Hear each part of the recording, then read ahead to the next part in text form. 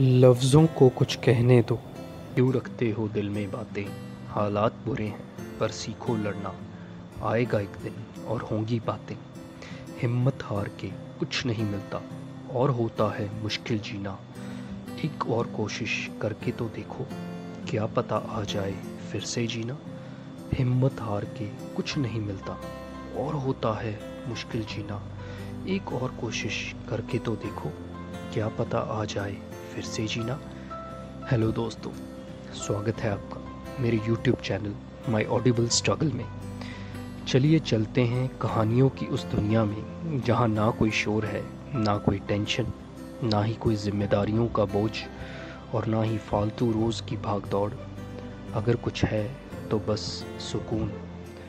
तो चलिए अपनी आंखें बंद कर लीजिए और खो जाइए कुछ पल के लिए जहाँ बस आप और आपका सुकून है। हम हर वो कोशिश करेंगे उस सुकून को तलाशने की जो आजकल की दुनिया में कहीं गुम सा गया है। आज की कहानी है दैट इवनिंग वॉक। जी हाँ दोस्तों, वो शाम की सैर। कुछ दिन पहले की बात है जब मैं अपने काम और बिज़ी लाइफ से बहुत थक सा गया था। दोपहर को घर आकर मैं सो गया। जब शाम को उठा तो देखा कि बारिश आने के बाद मेरे कमरे की खिड़की से ठंडी ठंडी हवा आ रही है।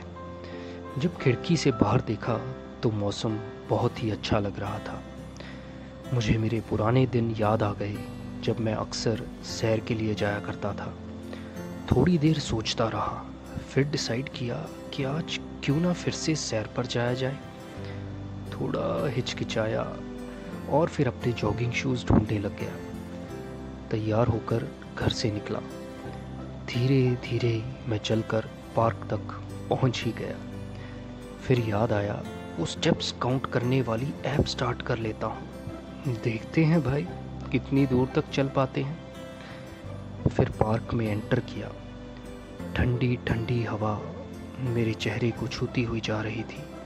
वो पंछियों के चहकने की आवाज़, वो तो मैं शायद भूल ही गया था। पहला राउंड स्टार्ट किया तो रास्ते में कुछ पुराने कुछ नए चेहरे दिखने लगे। कुछ लोग इंडिया को कैसे क्या करना चाहिए, पॉलिटिक्स कैसी होनी चाहिए, इस पर चर्चा कर रहे थे। एक आदमी फ़ोन पर अपने नौकर पर चिल्ला रहा था, तुम क्या काम करते हो, कोई काम ठीक से नहीं कर पाते। थोड़ी दूर और पहुंचा तो देखा एक छोटी बच्ची पार्क के बाहर साइकिल चलाना सीख रही थी। उसके पापा उसे लगातार मोटिवेट कर रहे थे, बेटा तुम कर सकती हो, उठो, क्या हुआ अगर तुम गिर गई। ये सब देखकर जब आगे आया तो पार्क में एक कोने में कुछ लोग योगा कर रहे थे और ज़ोर ज़ोर से हंस रहे थे। और उनको सिखाने वाले टीचर उन्हें बता रहे थे कि कैसे योगा करने से आप इस दुनिया की टेंशन से दूर रह सकते हैं। ये सब देखकर और सुनकर मैं भी थोड़ा मुस्कुराता हुआ आगे चलता रहा। देखते ही देखते मैं पार्क के राउंड लगाता चला गया। फिर जब बहुत देर हो गई तो सोचा कि बेंच पर जाकर बैठ जाता हूँ। तब तक अंधेरा हो चुका था। अचानक से लाइट भी चली गई और वहाँ पूरा अंधेरा हो गया। मुश्किल से एक दो लाइट्स ही नज़र आ रही थी। उस अंधेरे में मैं बेंच पर बैठा हुआ एक गहरी सोच में चला गया कि कैसे ये ज़िंदगी हमें अंधेरे की तरफ धकेल देती है और अंधेरे से निकलने के लिए हम रोशनी का इंतज़ार करते रहते हैं। कैसे नाकामयाबियों से हमें घेर लेती हैं और ज़िंदगी में आगे नहीं बढ़ने देती। फिर दूसरे ही पल सोचा, सोचने से नहीं कुछ करने से होगा। चलो भाई उठा जाए और घर चले, बहुत हो गया सोचना।